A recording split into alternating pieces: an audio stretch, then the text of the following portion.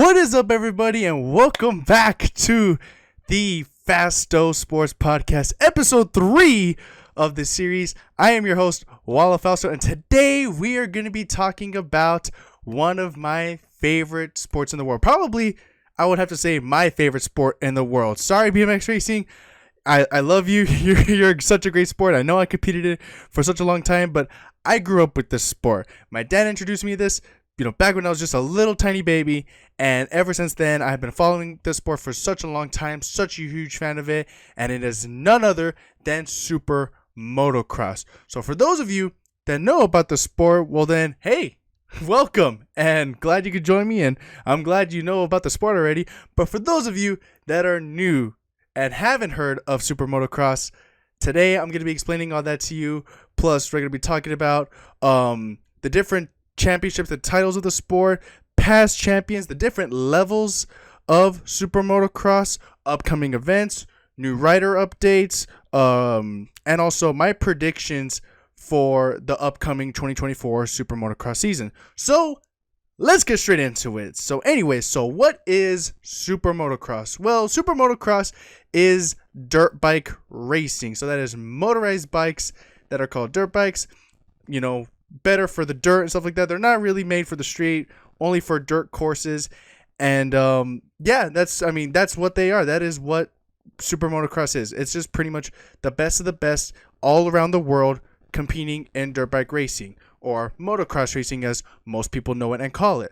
So Supermotocross is pretty much, it's like there's two separate, divisions / series for this event.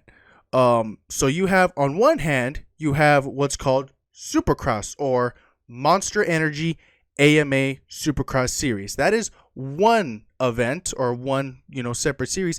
And then on the other hand, you have what's called the Lucas Oil Pro Motocross Series. And like I said, they're two separate series. They're not the same. For Supercross, the Monster Energy AMA Supercross Series, those events take place inside of football stadiums / baseball stadiums. So, for example, of that would be Anaheim, California Angels Stadium, where the Anaheim Angels baseball team plays. You have the State Farm football stadium, where, of course, Arizona Cardinals play. Let's go. And then another example of that could be Rice Cycle Stadium in Salt Lake City, Utah. So those Supercross events, like I said, they take place in football stadiums / baseball stadiums, and they are very cool, very fun events. I am glad enough that I was able to go to a few of these events. My first ever Supercross event was back when I was, I can't even remember how old it was, but it was back when I was in 2007. We were still in the Ricky Carmichael era, which we'll get into him later on. But it was during that area, Ricky Carmichael, 2007, and before actually Supercross raced in the State Farm Stadium, they raced in Chase Field, the baseball stadium where the Arizona Diamondbacks play in Phoenix, Arizona. That was my first ever Supercross experience, my first ever Supercross event, and I will never forget it. It was awesome. I loved it. And for those of you that are into dirt bikes or have never, seen this sport before, I would suggest taking a look at it. Look it up on YouTube, Instagram, wherever. And I'm telling you, if you're a fan of BMX racing, then you're going to become a fan of this sport. I'm telling you, there's a lot of, similarities, but of course some differences with it. But you'll see where I'm getting at with this. But anyways, so that's Supercross. Then in the Pro Motocross side, or the Lucas Oil Pro Motocross Series, those races take place in the outdoors, or like in the outskirts of local, cities, / towns or whatever. Some examples of these tracks that you may find.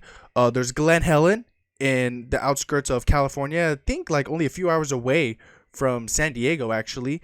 And then you have the Fox Raceway, Washougal, Ironman. So there's a lot of outdoor tracks, in the United States that, hey, it might be literally a few hours away from you. But those places, those events, they don't take place inside of stadiums or nothing like that. These tracks are like pretty much in like open areas, like forest. There's like trees all around, you know. So they're not they're much bigger and much gnarlier tracks. I'm telling you that right now. These tracks, they're huge, and these riders, they send it. And so that is the Pro Motocross Series. And now this year they combined basically both of the series together to create what is known as the Super Motocross Championship. And the Super Motocross Championship, you basically take the points from Supercross and the points from the Pro Motocross Series together. You combine the points at the end of both regular seasons, and it's the same riders too. The same riders that compete in the Supercross event also compete in the motocross event. So these same riders, they tally up all their points from both series, and then they see who qualify for what is called the playoff rounds. And now the playoff rounds, this year they had 3 different rounds. They had 3 different events. So the first event was in Charlotte Motor Speedway in North Carolina. The second one was in Chicagoland Speedway, I believe it was called, and of course Chicago. And then the final playoff race event, which is one that I went to personally, and I was super happy that I got to go to this event, was in none other than the beautiful LA, California, in the LA Memorial Olympic Coliseum. That was awesome. Okay, I went to that race with cool friends of mine from the BMX community, my 2 brothers, my girlfriend. It was amazing. It was awesome. If for those of you that watched it, you know, in person there at the stadium, or if you watched it live on Peacock or NBC Sports or whatever it was an awesome event, awesome race. The track was sick. Okay, I mean, you got riders that are jumping from the ground floor of the Coliseum, jumping up outside of it, like insane. It was awesome. But anyways, so those 3 playoff rounds, they determine who is the best of the best Super Motocross champion after the 3 rounds. And these riders, they come from all over the world, okay? They come, you know, we got riders from, of course, here in America. You got riders from France, riders from Australia, riders from Germany. I mean, they come all over the place just to compete in Super Motocross to prove that they are the best rider in the world.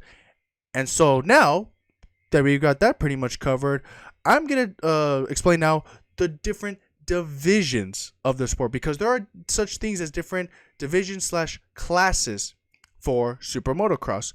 So if you are new to the sport of Super Motocross, or if you are trying to get into the sport of Super Motocross, if you are a young little rider out there, you know, you can start off as, you know, a little amateur rider. You can. I mean, there are dirt bike riders out there who are seriously 4 years old, or even maybe younger, maybe 3, and they're out there riding on these tracks. I know for a fact, one of my cousins, actually, shout out to you, Whit Diaz. I know you're probably watching this, or maybe watching this in the future, but shout out to you, Whit Diaz. He is a amateur rider, a very, very talented rider. I mean, he's got me jealous. Okay, Whit, you have me jealous, bro. I wish I had a dirt bike. I wish I could shred on that thing and just rev the engine and just, you know, throw fat whips out on the tracks, you know. But he's awesome, man. So shout out to Whit Diaz and my cousin, and he's a great rider. He's a great rider, and I've seen posts about him. His mom sends me videos of him riding on all the tracks, and it's awesome. And he is considered an amateur rider. But then the next level after that, and they're known as the amateur all-stars, or in the world of Supercross, for those amateur riders that compete in Supercross events, they have a whole separate division called the Supercross Futures class, meaning that this is the future of our sport. These riders are the future of Supercross. So it's cool that they recently, I think it was like 2 years ago, they recently just added that to, you know, the sport of Supercross. They added that division to give younger, you know, amateur riders the chance to ride on these insane Supercross tracks, and for them to get used to having, you know, fans watching them, cheering them on, you know, the pressure of, you know, wanting to win a race. And it's really good for these riders, you know, to get acclimated to that.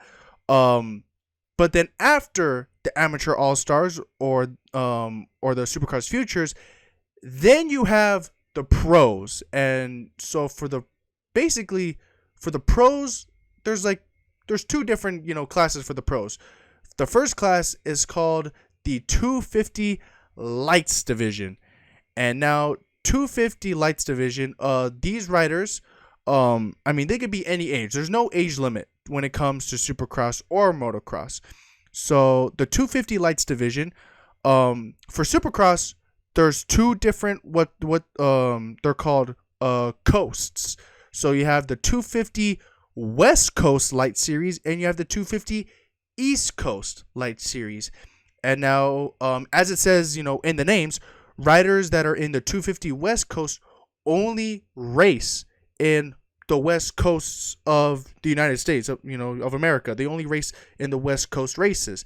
And then on the other hand, the 250 East Coast division, riders only get to race on the 250 East Coast tracks.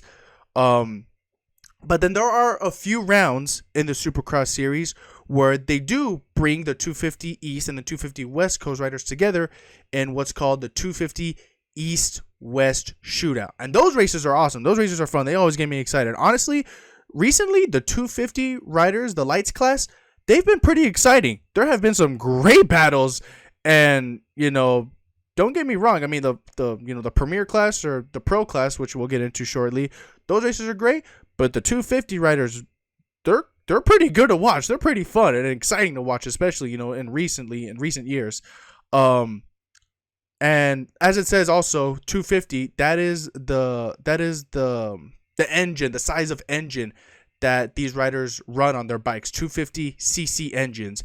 And they're still fast. Don't get me wrong. 250cc bikes, they are very fast and very fast on acceleration speed. Not so much top speed, but mostly acceleration. But then now after the 250 division, you have what is called the 450 Premier class. And the Premier class is the best of the best. That is where you will see top riders, the biggest names of the sport competing. And, as it says, the 450 class, these 450cc bikes, they are big, they are heavy, but boy, do they scream, and they are loud bikes. And give off a good smell too. But anyways, so the 450 Premier class, these riders, they race, in Supercross terms, they race in 17 different rounds. And, on the toughest, Supercross tracks out there, both West and East, there's no separate divisions or separate coasts here and there. They race on all the tracks. And, in the end, after 17 rounds, we get to see who is the best Supercross rider in the world. Now, for the pro motocross class, the pro motocross division, there are less rounds than Supercross. I believe there's only 12 rounds in the pro motocross championship. I believe it's 12. Watch, let me see here. But anyways, while I check on that, for the 250s, for the 250 division in pro motocross, there is no East and West Coast. They bring all the 250 riders together to race in these outdoor pro motocross series. And honestly, I think it's kind of more exciting a little bit. I mean, not to be on, biased or on one sided here, but I'm more of a Supercross fan than I am of a motocross fan, just because I feel like the indoor tracks, it makes tight battles, it makes the racing much closer. So, it gives off more exciting, competition and racing going on. But let me see here. Let me double check with that. But so the 250, all the riders, they come together. There's no East or West Coast. They race all the rounds for the Pro Motocross Series, as the same for the 450 class. They race all the rounds, no separations there. But yeah, so that is the Pro Motocross Series right there. Let's see here. How many rounds are in the Pro Motocross? How many rounds are the Pro Motocross Series? Yeah, I was right. 12 rounds. Okay. Whew, I got that right. All right. 12 rounds. Okay, I was about to say, do I not know the sport that I love so much? But it is indeed 12 rounds. Okay, so don't forget. There are 17 rounds in Supercross, and then there are 12 rounds in the Pro Motocross series. So there you go with that. So then now that we got, all the different levels out of the way, let us talk about champions of the sport. So in Supercross, we're going to talk about Supercross first. So in Supercross side of things, I remember the champions back all the way from 2004, because that is the year that I first got introduced to Supercross, and that is the year, like I said, that I got, really, into the sport so much. And so let's go down the list from 2004 all the way to this year, 2023. So Supercross from 2004 all the way to 2000. Oh, and I actually mentioned this too, honestly, before I forget. So back then, like I said, Supercross is, this sport, Supermotocross, it's a little bit complicated, and it breaks down a whole lot.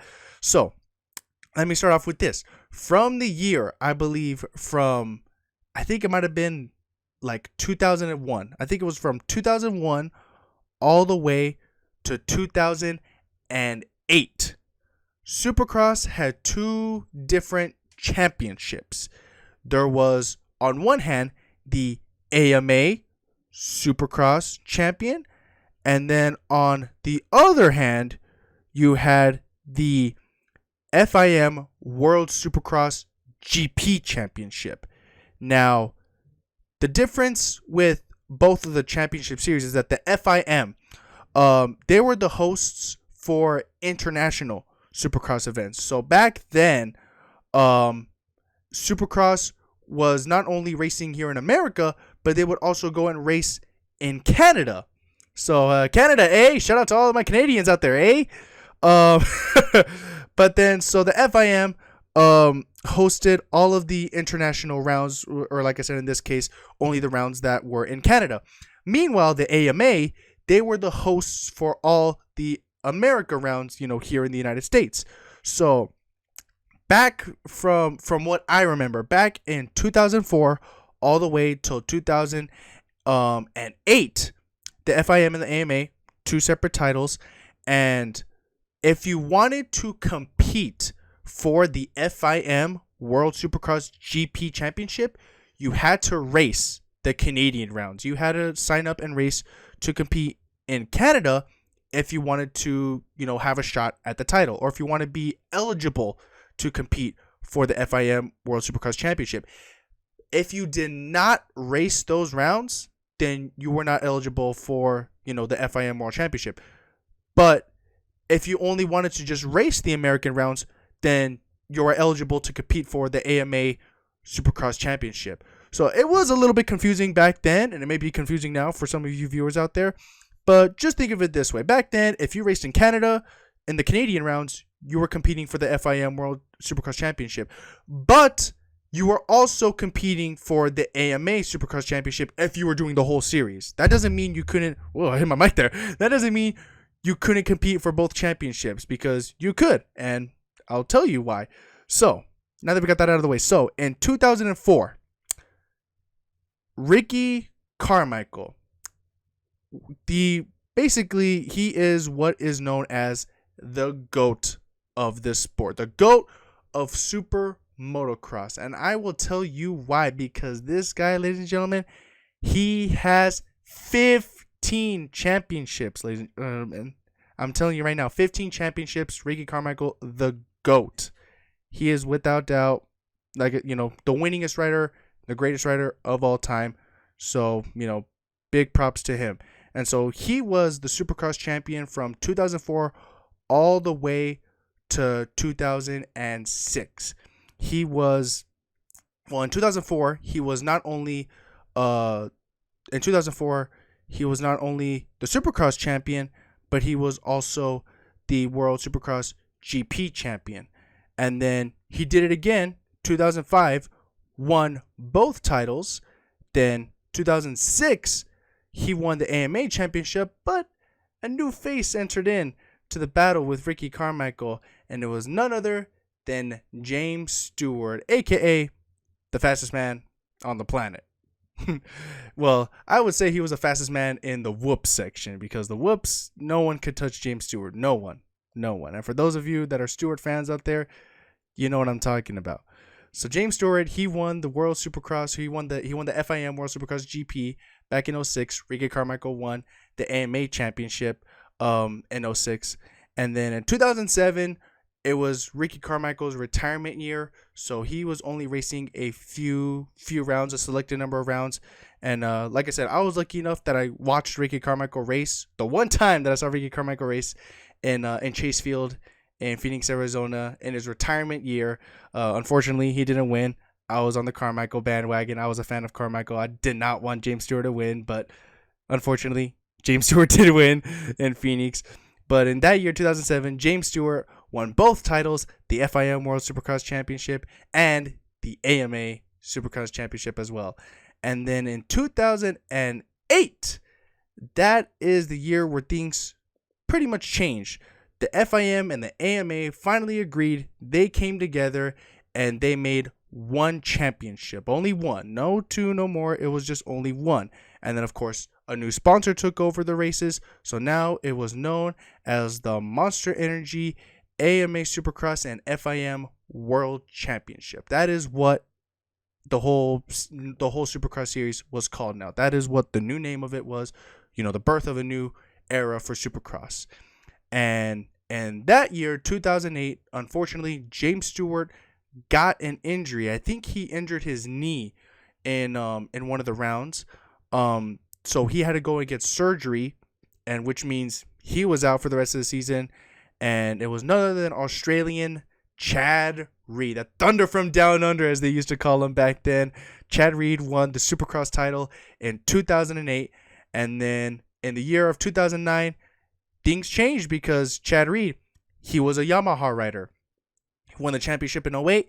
He changed over to Team Rockstar Makita Suzuki. And so there was a spot open for Yamaha. And who took over Yamaha? James Stewart. James Stewart switched from being on the Monster Energy Pro Circuit Kawasaki and then went over to what was known as the San Manuel Yamaha racing team. And so in 2009, it was a great championship battle, but in the end, it was James Stewart, number 7, who came home with the 09 championship. And then 2010 was the year of my favorite rider. He probably is my favorite rider. If anything, if I had to put a tier list on my personal favorite riders for Supercross, this guy would probably be number 1, just because great charisma, awesome dude, nice rider, very, very consistent in the sport of Supercross, and, you know, multi-time champion as well. And it was none other than Ryan Dungey. Hence why I have the Red Bull KTM, you know, shirt in the hat, was because he was a part of that team. But, you know, he did join the team later on. But in 2010, Ryan Dungey won the championship on none other than, funny enough, the Rockstar Makita Suzuki team. And then 2011 came. From 2011 all the way from 2014, he won the championship 4 straight years in a row. I did not like him. I hated this rider. I did not like him.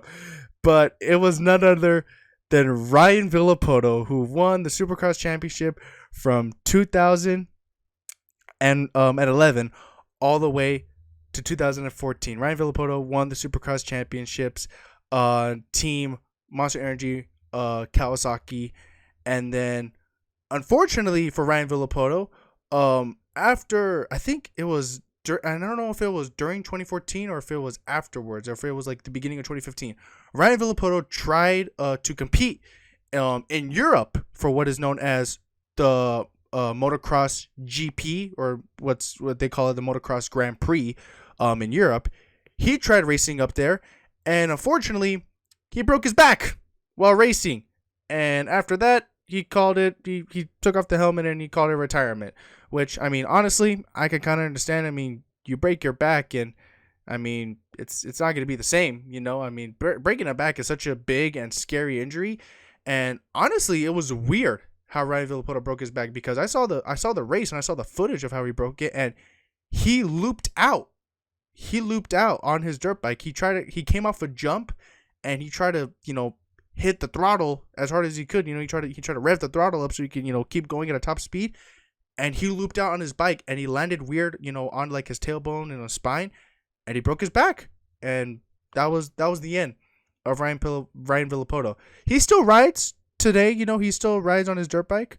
Not on a Kawasaki no more. Instead, he rides on a nice Yamaha bike, but he doesn't compete in racing no more. He's done with racing. Basically, me and Villapoto, we're the same. We still want to ride, but we don't compete anymore.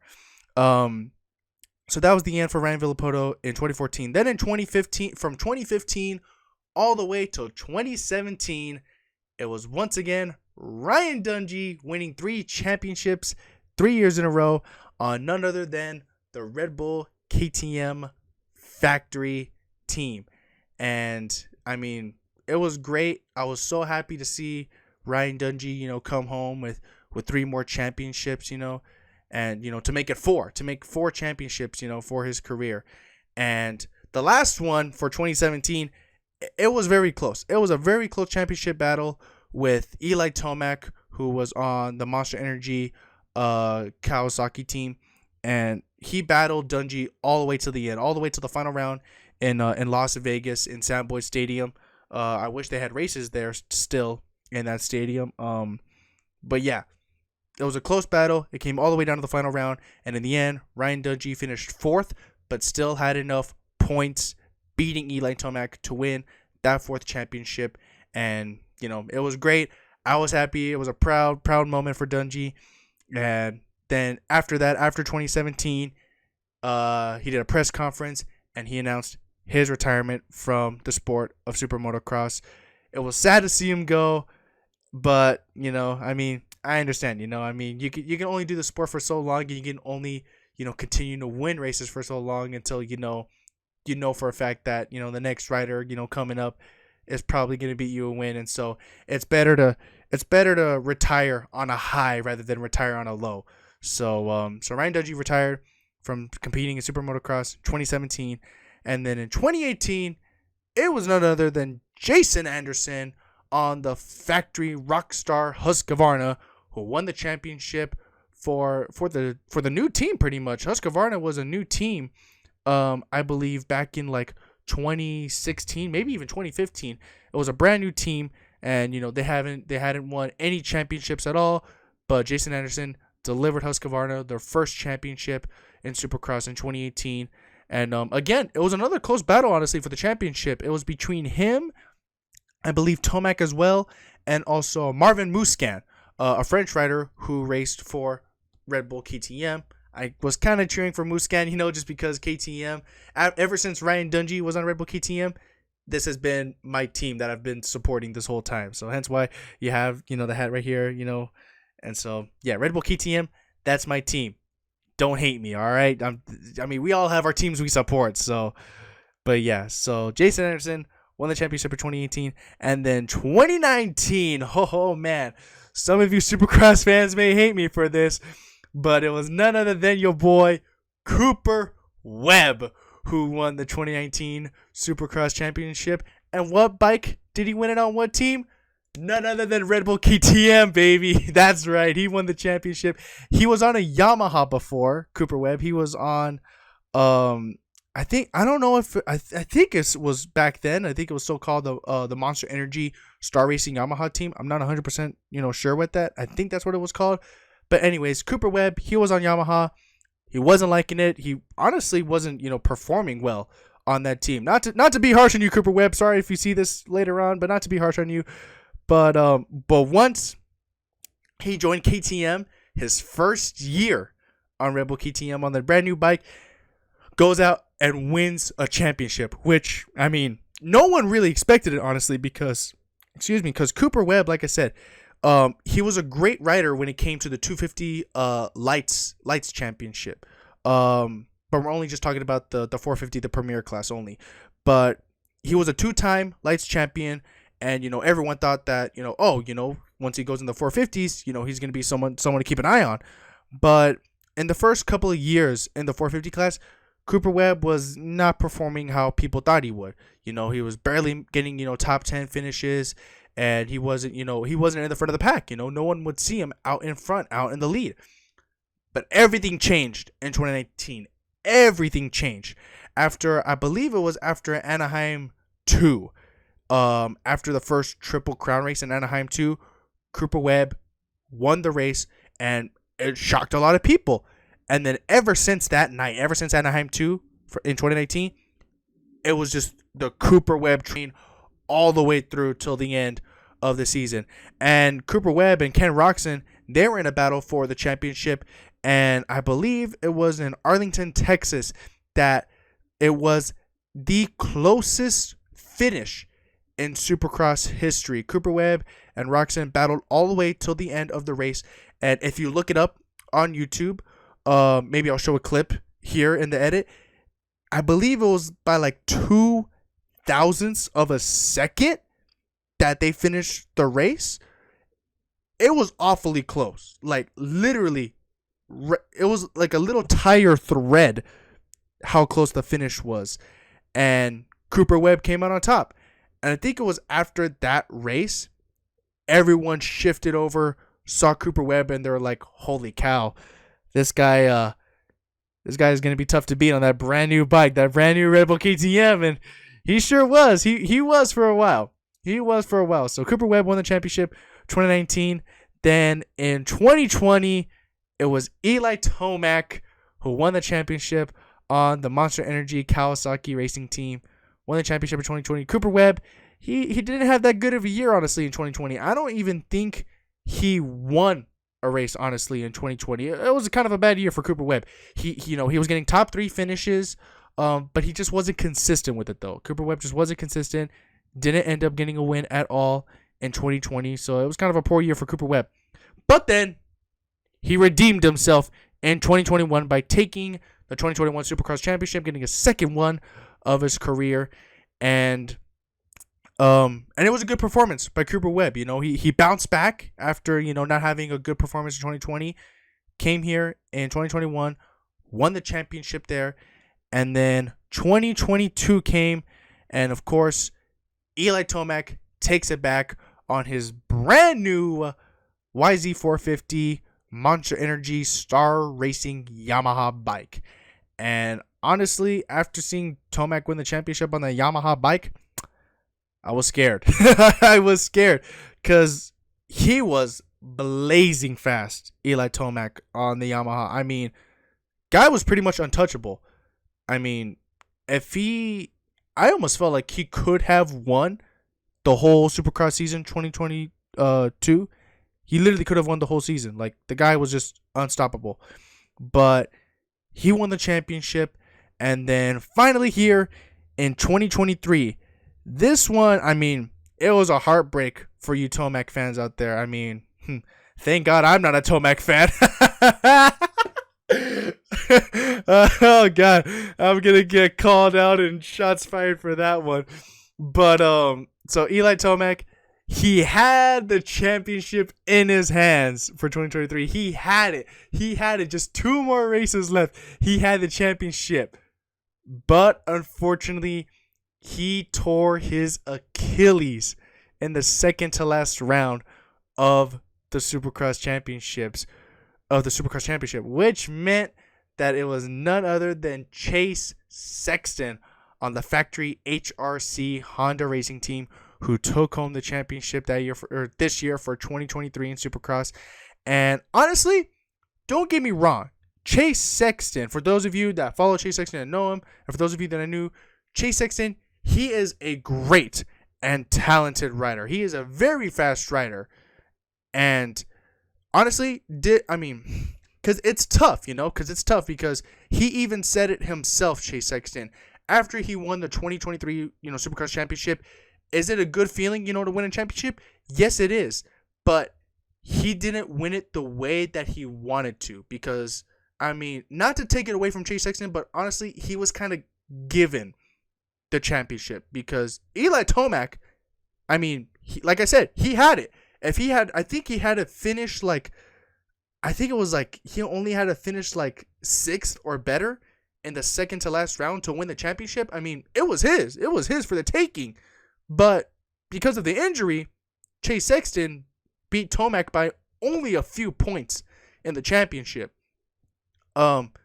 So I can understand where Chase Sexton is coming from, in which, he is saying that it doesn't feel, the same winning this championship, because he knew that he wasn't gonna win it. He knew that, Eli Tomac was, out in front.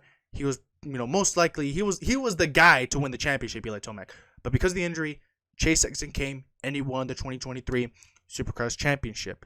And yeah, that is all Supercross all the way from 2004 up to this year. And actually, a correction I have to make just very briefly: in 2004, Chad Reed actually won the AMA Supercross championship, not Ricky Carmichael. And then Heath Voss, another American rider, he won the 2004 FIM World Supercross GP. Just to clarify on that, little mistake I made, but we corrected it. So continuing on now for the champions for the Pro Motocross series, the outdoor series.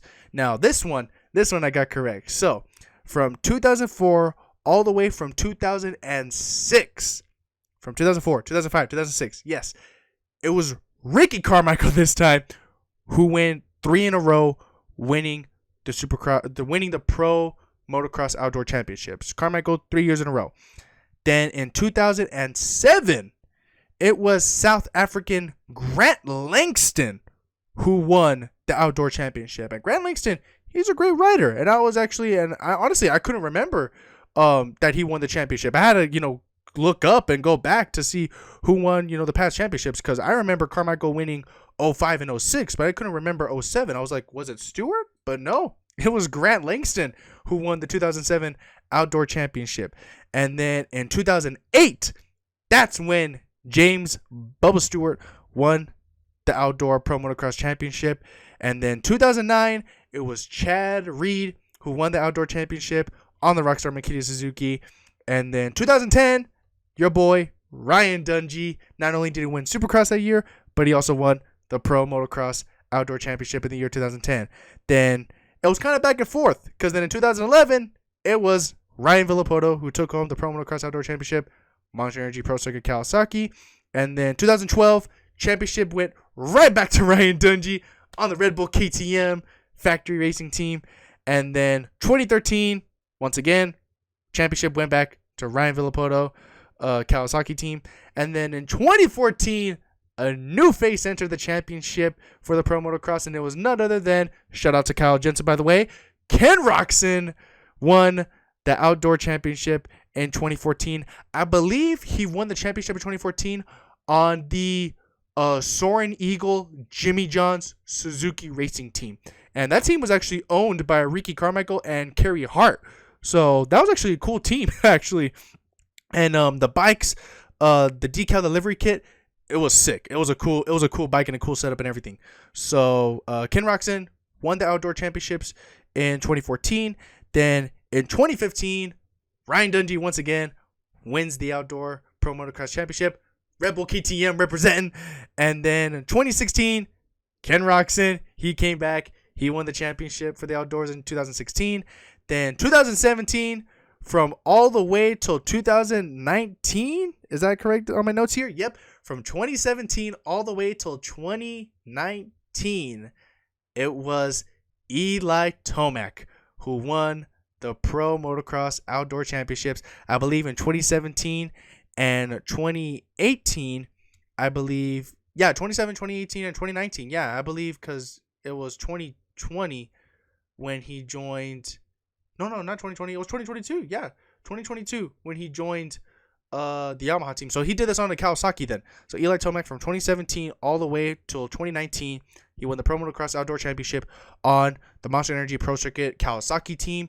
And then 2020, another new face, it was Zach Osborne, an American motocross rider who won the Pro Motocross Outdoor Championship on the Rockstar Energy factory Husqvarna team.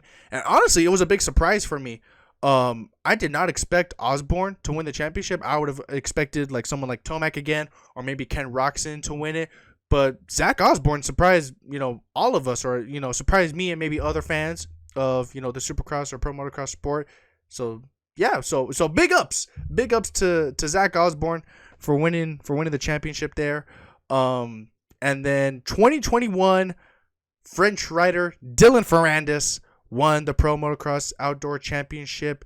He had a heck of a run. Honestly, he had a heck of a run in 2021. I mean, he was literally flying, and no one could touch him.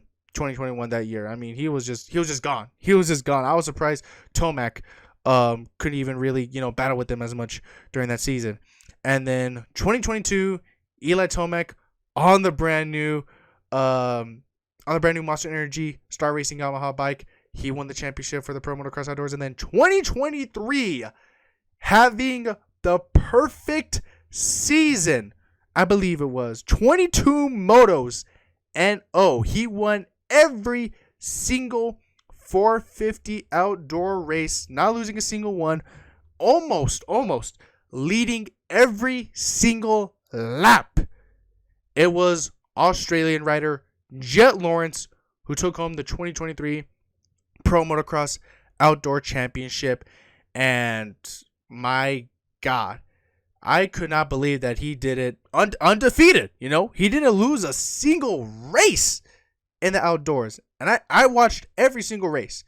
And honestly, I mean, not to be mean or nothing, but like, I mean, I'm a little bit of a Jet Lawrence fan. I mean, he's a cool rider, cool dude, young rider as well. But not to be sorry to all you Jet Lawrence fans out there, but I kind of feel like he's a little bit more of an arrogant rider now, or like a little bit. He's like, I feel like Jet Lawrence now, he thinks he's too cool in a way, not that he's cocky in any way. Jet Lawrence is not cocky because, he knows that, he's not the best of the best, or he does, that he can't win every single race out there. He's not cocky in any way.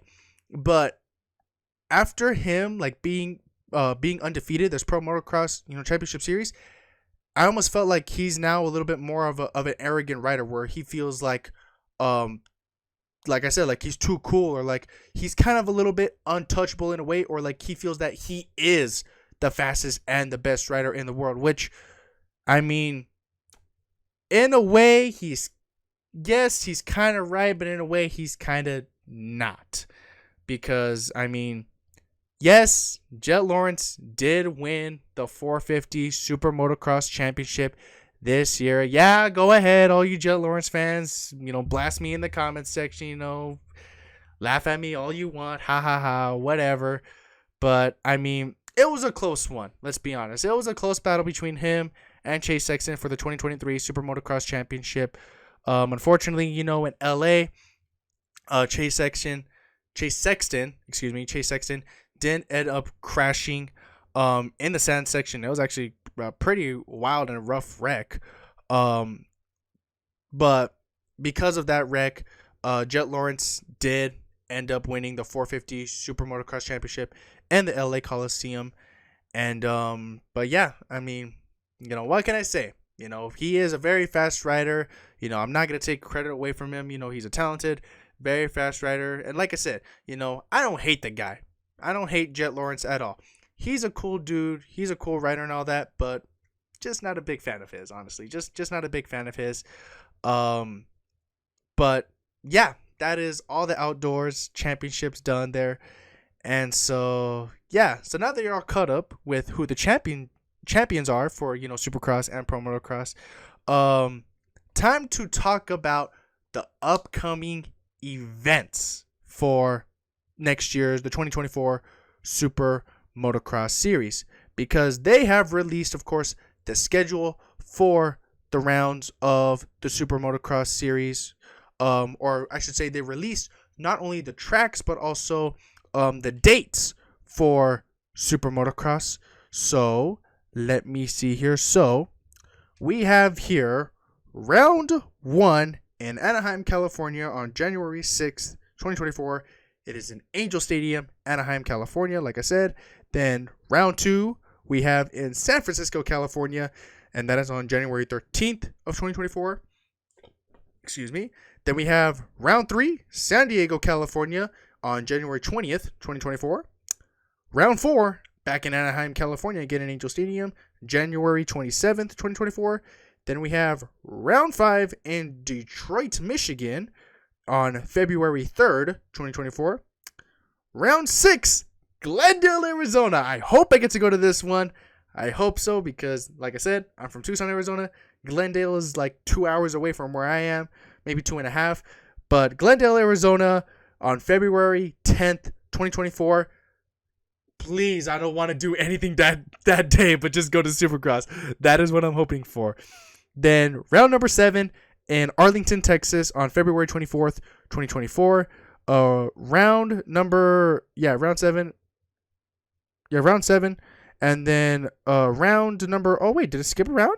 Wait a minute. Hey, hold on a second here. Because I'm looking on the Instagram thing, on the Instagram page, Supermotocross or Supercross Live on their Instagram. Yeah, that was round 7. Yeah, they skipped out round 8. I'm guessing round 8, I believe, yes, you know what? I believe so. I believe round 8, it is the halfway round.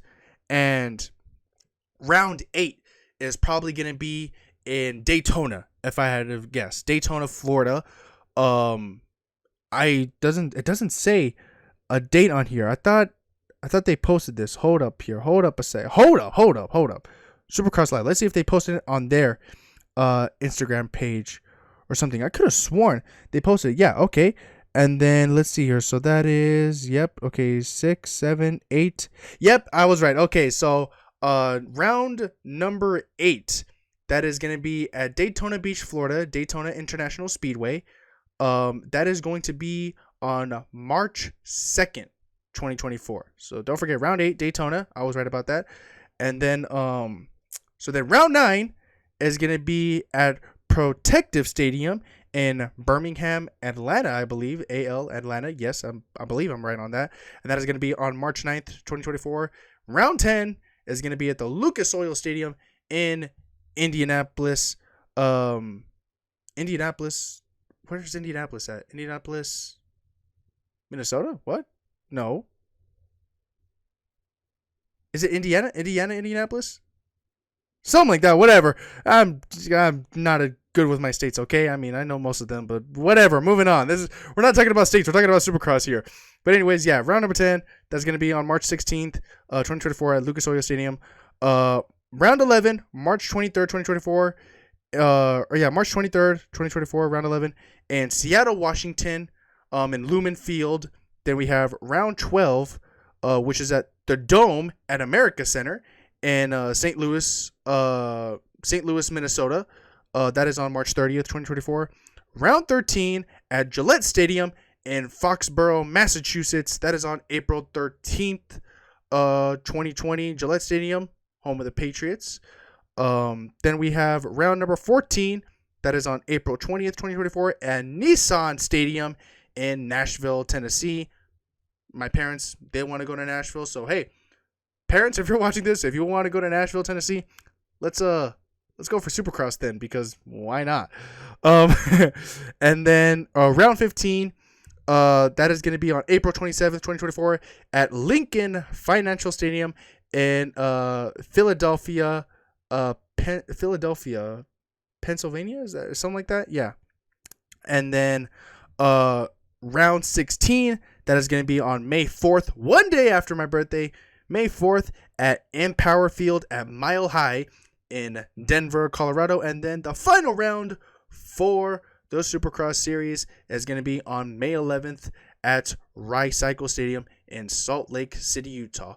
So that is all the Supercross events coming up. And then we have the Pro Motocross Championships events. They've already been announced as well. Like, once again, you can find them on the Supermotocross page, Instagram page, or Supercross Live on their Instagram feed.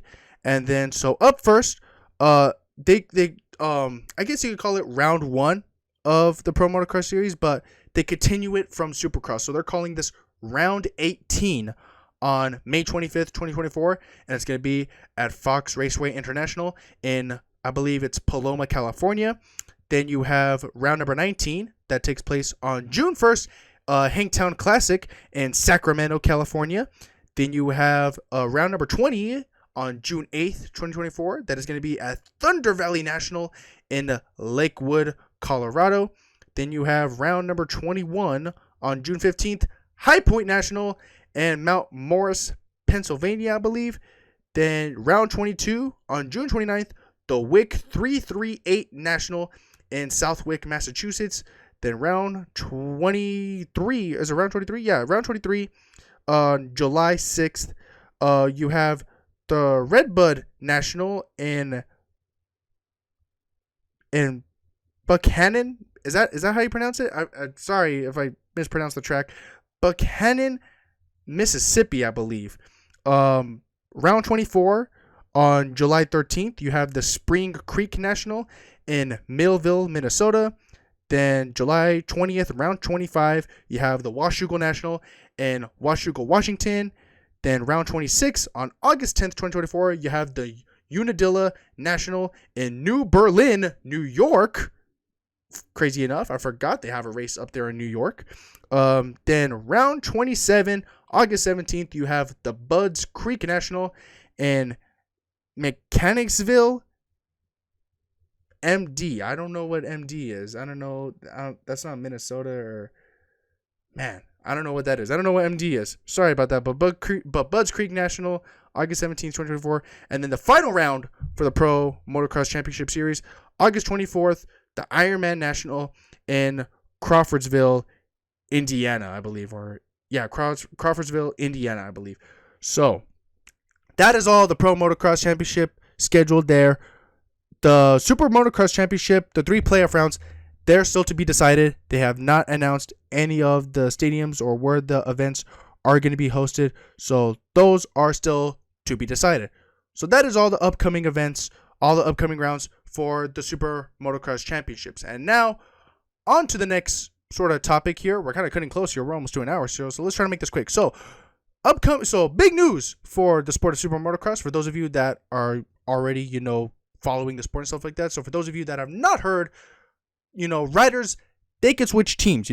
Riders, they, sign contracts to race for a team, and, contracts can last from being just 1 year to a season, or, it could be a 2-year to a 4-year contract. It just changes depending on the team, what the rider wants, money wise, and, sponsorship deals and all this stuff like that. So contracts vary, from time to time, from rider to rider. So, it's always going to be different.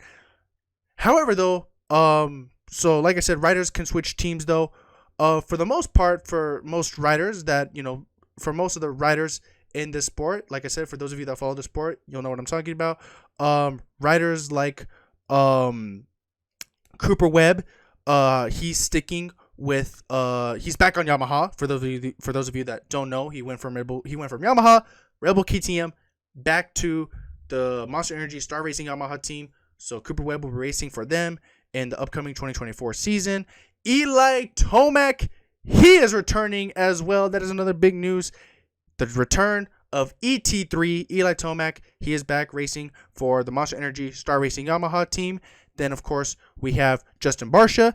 He should hopefully be returning on the Troy Lee designed Rebel Gas racing team. I know that he had a big crash in LA, got an injury, but hopefully he will return for the new season. Then on Kawasaki, we have the number 21, Jason Anderson. He will be racing for the Monster Energy Pro Circuit Kawasaki team once again. Then we have Ken Roxon, who will be racing for the Progressive Insurance Suzuki Factory Racing team.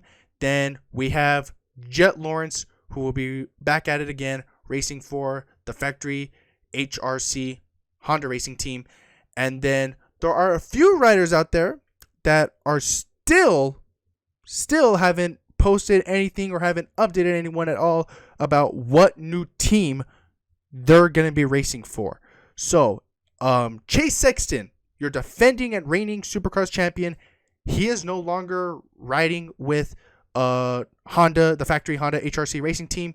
He is switching gears, switching to a whole different team.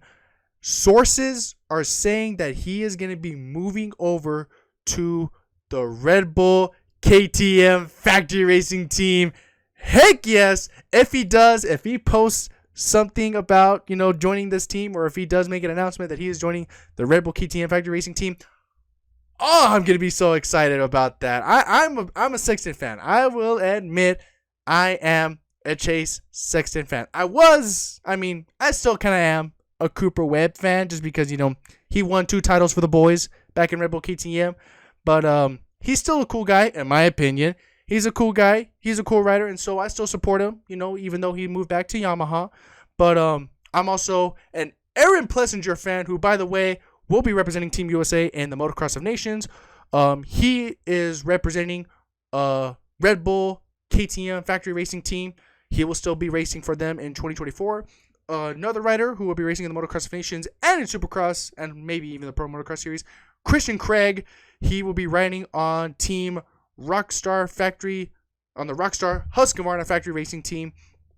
And then other faces that we hope to return also next year for Supercross is number 27, Malcolm Stewart. Almost forgot his name there. Malcolm Stewart, the little brother of James Bubba Stewart. Malcolm Stewart, hopefully he makes his return to Supercross. I believe he will still be riding for the Rockstar Husqvarna factory racing team. And then let's see here. Adam Cianciarulo, another great rider. He will be back racing under the Monster Energy Pro Circuit factory Kawasaki team. And then those are some of the big riders that I could think of. Oh, and then French rider, of course, Dylan Ferrandis.